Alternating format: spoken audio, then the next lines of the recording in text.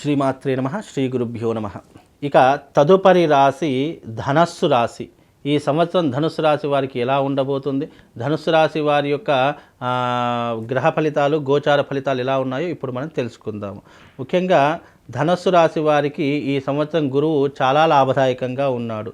కానీ అర్ధాష్టమ శని అనేటటువంటిది నడుస్తుంది. అంటే 4వ స్థానంలో శని సంచారము చేత కొంతవరకు ఇబ్బందులు కలుగుతూ ఉంటాయి. రాహువు కూడా 4వ స్థానంలో ఉన్నాడు కాబట్టి కాస్త ఇబ్బందులు, అంటే గురువు బాగున్నప్పటికీ కూడా కొంతవరకు ఇబ్బందులు కలిగిస్తూ ఉంటాడు. ఎందుకంటే ఇక్కడ గురువు 7వ స్థానంలో ఉన్నటువంటి కారణం చేత కార్యసిద్ధి కలుగుతుంది. శారీరక బలాన్ని పుంజుకుంటూ ఉంటారు. అందులోనూ సౌఖ్యము, ఆరోగ్యము, కుటుంబంలో సంతోషము ఇవన్నీ కూడా ఏర్పడుతూ ఉంటాయి. అందులోనూ ఈ సంవత్సరము ముఖ్యంగా అధికార సందర్శనం కలుగుతుంది. అంటే మీ పై అధికారులను మీరు తప్పకుండా దర్శించుకునేటటువంటి అవకాశం ఉంటుంది.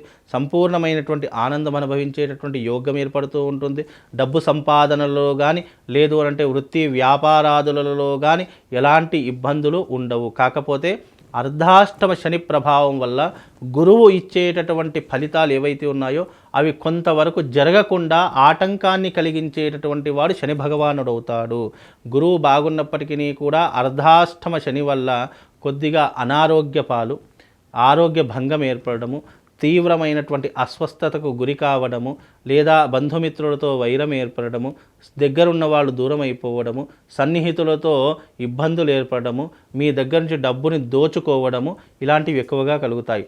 ప్రాణభీతి, అనారోగ్య సమస్యలు ఇవి ఎక్కువగా జరుగుతూ ఉంటాయి.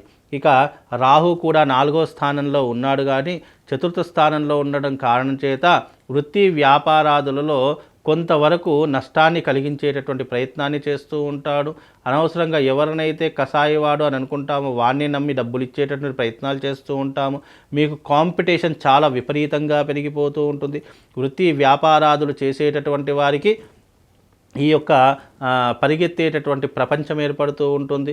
భవిష్యత్తులో మీకున్నటువంటి ఆనందము, అలాగే మీకున్నటువంటి డబ్బులు ఇవన్నీ కూడా పరుల పాలయ్యేటటువంటి లక్షణాలు ఏర్పడతాయి. కనుక వీలైనంత వరకు ధనస్సు రాశి వారు కాస్త జాగ్రత్తగా ఉండే ప్రయత్నం చేయండి. గురుగ్రహం ఒకటే బాగా ఉంది, మిగతా శనిగ్రహం కానీ రాహుగ్రహం కానీ అర్ధాష్టమ శని ప్రభావము, అలాగే 4థ స్థానంలో రాహు ప్రభావం వల్ల, 10వ స్థానంలో కేతు ప్రభావం వల్ల కొన్ని ఇబ్బందులు ఏర్పడుతూ ఉంటాయి. ఉద్యోగ భంగం ఏర్పడుతూ ఉంటుంది, స్థానచలనం ఏర్పడుతూ ఉంటుంది, లేదా విదేశాలకు వెళ్ళేటటువంటి యోగ్యం ఏర్పడుతూ ఉంటుంది. ఏదైపోయినప్పటికీ కూడా మిశ్రమ ఫలితాలు, మధ్యమమైనటువంటి ఫలితాలు మీ జాతకంలో నడుస్తున్నాయి. కనుక వీలైనంత వరకు కాస్త జాగ్రత్తగా ఉండే ప్రయత్నం చేసుకోండి. ఇక ఈ కొంచెం మెరుగైనటువంటి ఫలితాల కోసము తప్పకుండా మీరందరూ కూడా, ఎవరైతే ఈ యొక్క ధనుస్సు రాశి వారు ఈ వీడియో చూస్తున్నారో మీరందరూ కూడా తప్పకుండా అరిష్ట నివారణ తంత్రయాగం చేయించుకోండి. అరిష్ట నివారణ తంత్రయాగం గోదావరి ఒడ్డున చక్కగా బాసర క్షేత్రం నందు, అమ్మవారి యొక్క క్షేత్రం నందు మార్చి 29వ తారీఖు అమావాస్య రోజున ఈ యాగం నిర్వహిస్తున్నాము. ఎవరెవరైతే ధనుస్సు రాశి వారు ఉన్నారో తప్పకుండా వచ్చి చేయించుకోండి. అందులోనూ సంపూర్ణ సూర్యగ్రహణము, అందులోనూ షష్టగ్రహ కూటమి యొక్క ప్రభావం అదే రోజున ఏర్పడుతుంది. కాబట్టి ఈ యొక్క ప్రభావం నుంచి బయటపడాలన్నా, ఈ గోచార ఫలితాలు మీ దాకా నెగిటివ్గా కాకుండా పాజిటివ్గా రావాలన్నా ఆ రోజున తప్పకుండా వచ్చి అరిష్ట నివారణ తంత్రయాగం చేయించుకోండి. ఆ రోజున మీకు అవభృత స్నానముతో పాటు మీకు ఆ రోజున శివశక్తి స్ఫటికలింగాన్ని కూడా మీకు అందిస్తాను. కాబట్టి తప్పకుండా ధనుసు రాశి వారు ప్రతి ఒక్కరు వచ్చి ఆ యాగంలో పాల్గొనండి.